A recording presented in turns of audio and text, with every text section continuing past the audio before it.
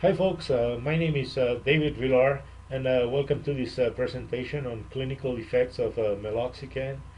A little bit about my background. I'm originally from Spain. I did my Master's of Science at the University of Illinois and then moved on to Scotland and did my PhD at the University of Aberdeen. And then I moved on to Iowa and did my residency in toxicology at Iowa State University. And now have been working for almost 12 years at the University of Antioquia in Colombia, and I teach pharmacology here. So, in your future careers as veterinarians, I bet you $100, and believe me, you don't want to do so because you'll probably lose. But you will use this veterinary drug handbook to look up for information when you need to prescribe drugs. And you may wonder where the heck do they come up with those dosages and intervals.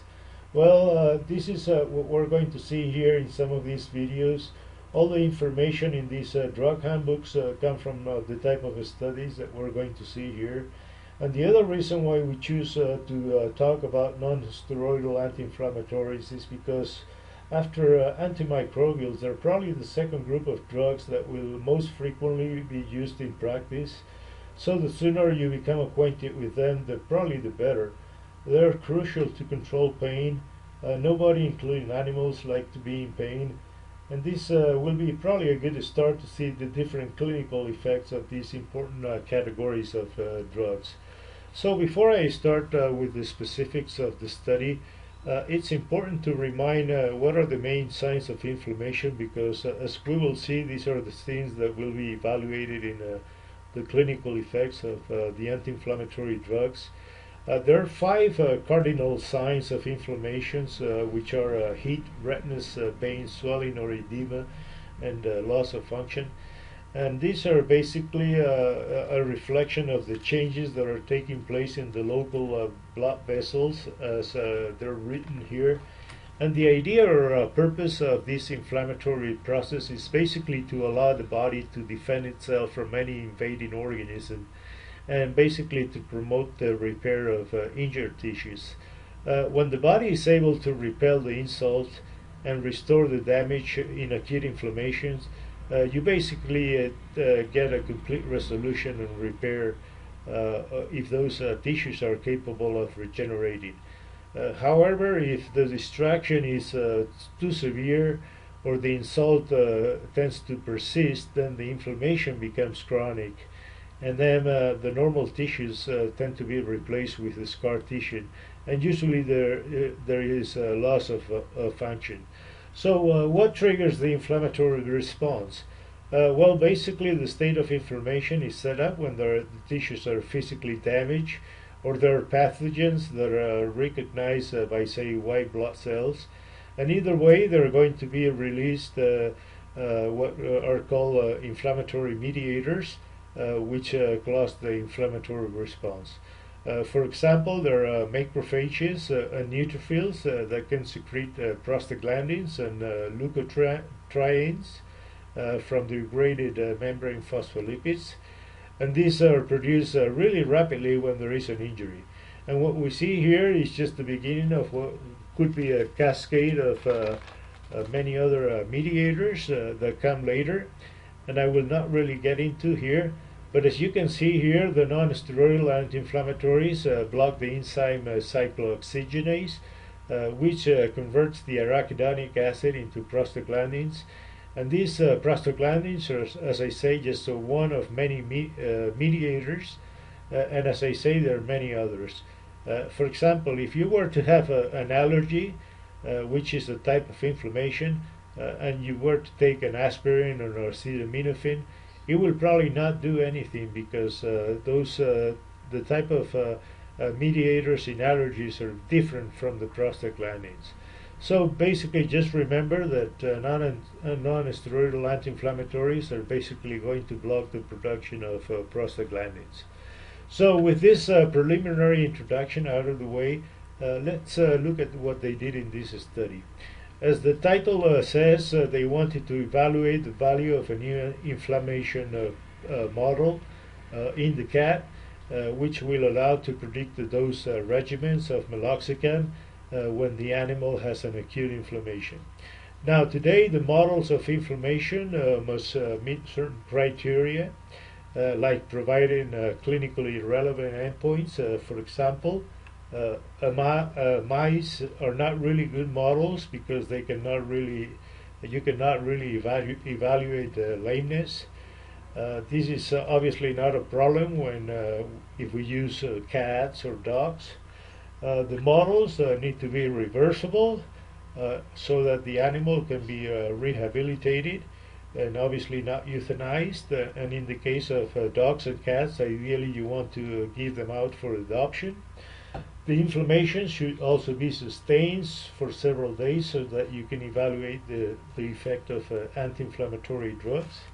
Obviously they need to be reproducible, and the species should allow for blood sampling so that you can draw plasma profiles of the drug, and that way relate the effects with the concentration of the drugs in the body. And actually they found the perfect model in a substance called kaolin. This substance is inert, and when you inject it in the cat's paw, as we will see, is going to cause a reversible inflammation for 5 days. And that inflammation is going to be actually constant or sustained for 2 days, between 2 and the second day after the injection. And that way you can inject the anti-inflammatory drug on day 2 and evaluate the effect on that inflammatory response for at least 2 days.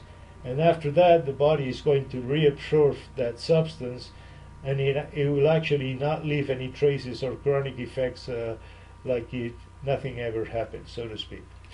Now, what are the endpoints of the inflammation that they need to evaluate?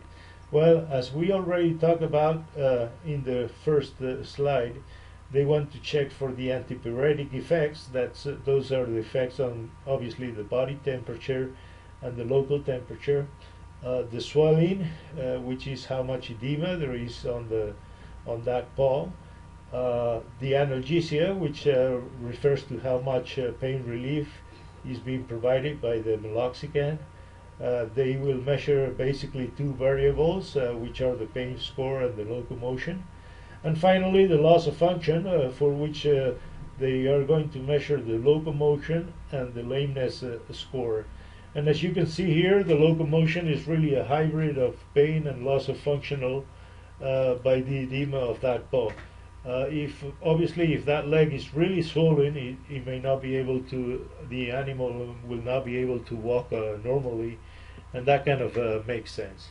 So the way they evaluated pain is by the time the cat took to withdraw its paw after the stimulation with a radiant heat, which is emitted by an analgesia meter. Basically, you slide that test heat under the cat so that you align the heat source and you guide the light with the angle mirror to the paw of the cat, which is obviously confined in one of those glass chambers, which is adapted to the size of the cat. And the radiant heat is delivered as a beam of focused light of a fixed intensity, and the stimulus is usually stopped as soon as the cat withdraws its paw. Now the withdrawal time is then transformed into a pain score according to the equation that we have here, and that equation includes the withdrawal time after the meloxicam injection, the time shortly before the injection of meloxicam, and obviously the time before the kaolin injection was ever given, which would be like the control time, if you like. As you can see, they also scored for lameness based on a numerical rating scale, and they also took another endpoint, which was locomotion, and that was quantified as the time required it took to perform a series of tests, which I would imagine were going up and down the staircase here. But they also mentioned creeping under a grid, and they also used an equation which was kind of similar as before, and they expressed those results as a percentage. Now the temperatures were measured with an infrared thermometer for the skin, and they also took whole body temperatures by rectal measurements. And finally, the volume of the inflamed paw was measured with a water displacement technique. And I could not really find one for the cat, but you get the idea with this image of a leg in this chamber that is displacing so much water. So if we look at the results, here we can see the changes that take place by the inflammatory response for each one of these outcomes, and what happens to each one of those when we inject meloxicam on the second day, which is indicated with the arrows. If we did not really inject meloxicam, the course of the inflammation would follow its natural course, which is shown by the line with the white dots. And when you inject meloxicam, you can see that each one of those variables goes down, except for the first one on the upper left. So what do we see here? Well, we have the paw volume on the upper left, the skin temperature on the upper right, the lameness score on the lower left, and the body temperature on the lower right.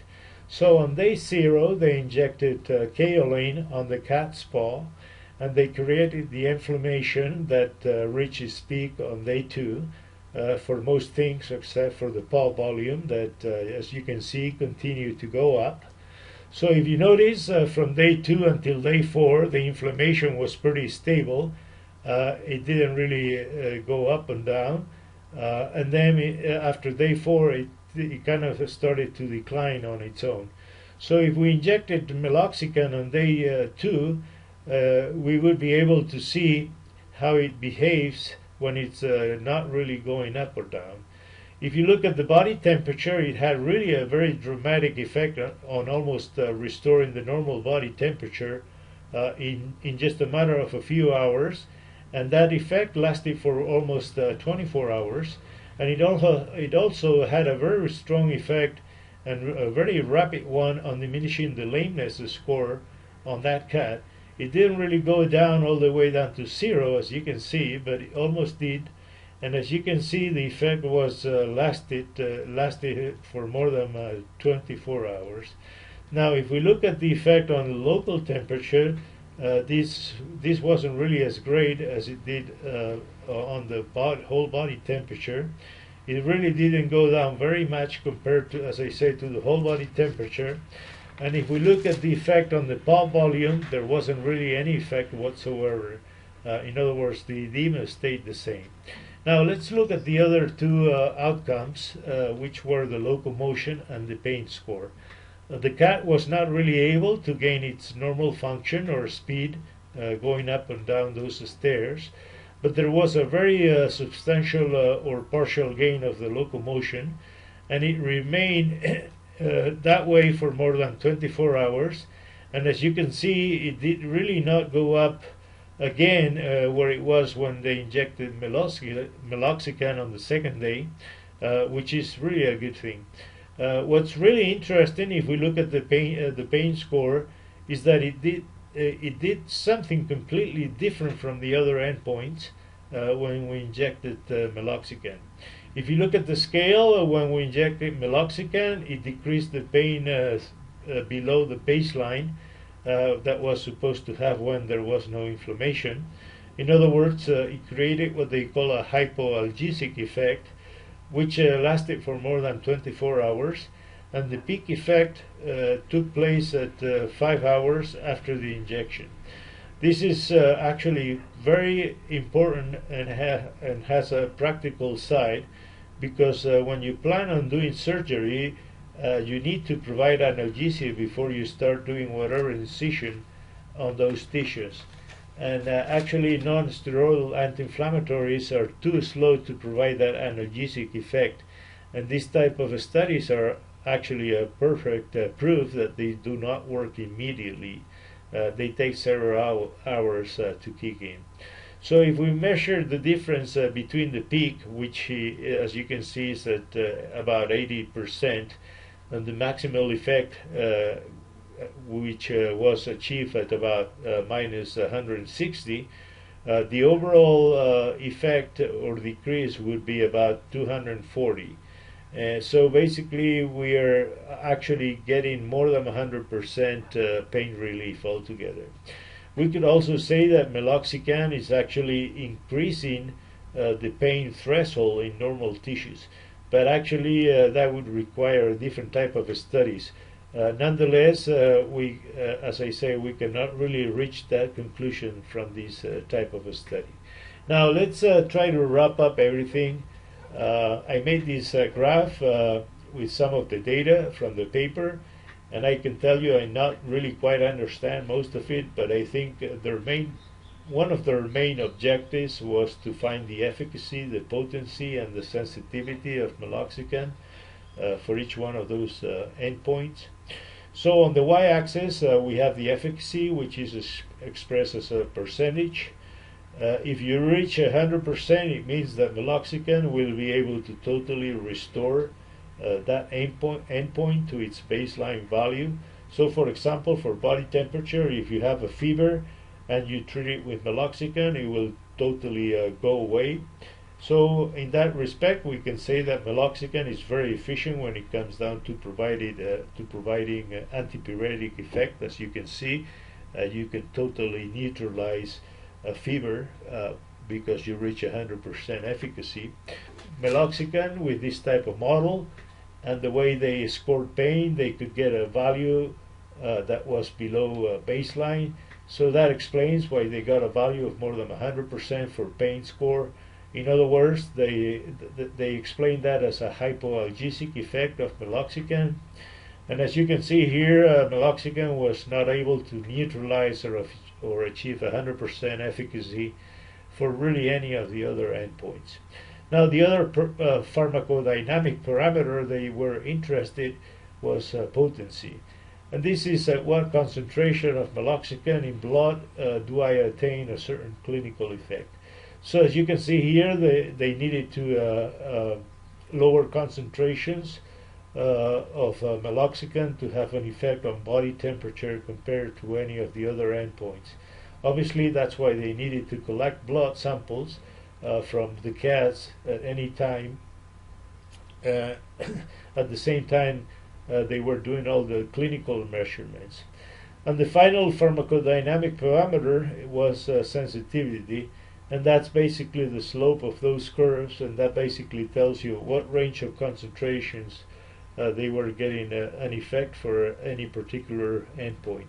So when you get to the end of this type of papers, basically, even if they were only given one dose at a time to these cats, they were able to predict what will happen when they give different doses for each one of those endpoints, and that we're looking.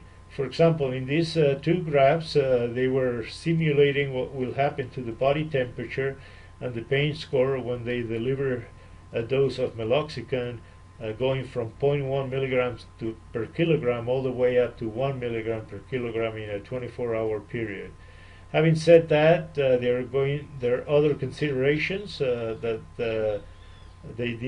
you should probably take into account, which were the side effects of giving too much of a dose, which were not obviously addressed here.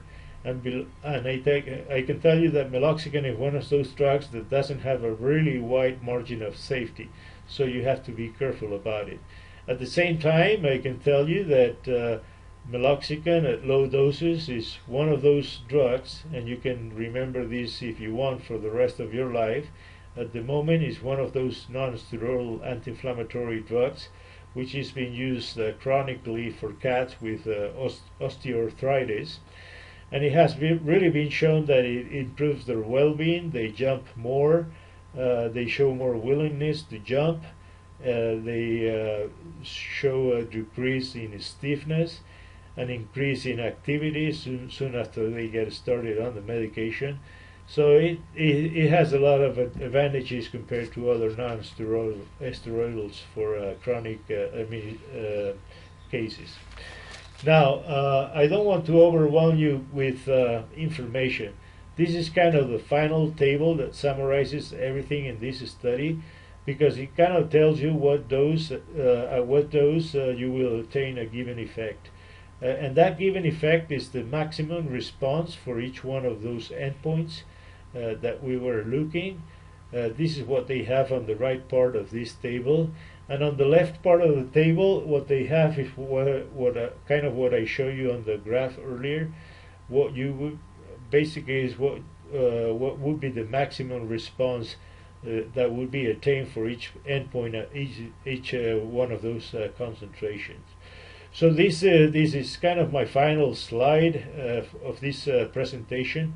I wanted to introduce you to one of the main categories of drugs that are used in veterinary medicine, and basically to show you the type of studies that are done, which are kind of a combination of a pharmacokinetic and pharmacodynamic models, which are essential to know which dosage will be needed to administer, and when we need to select a particular drug to a given animal.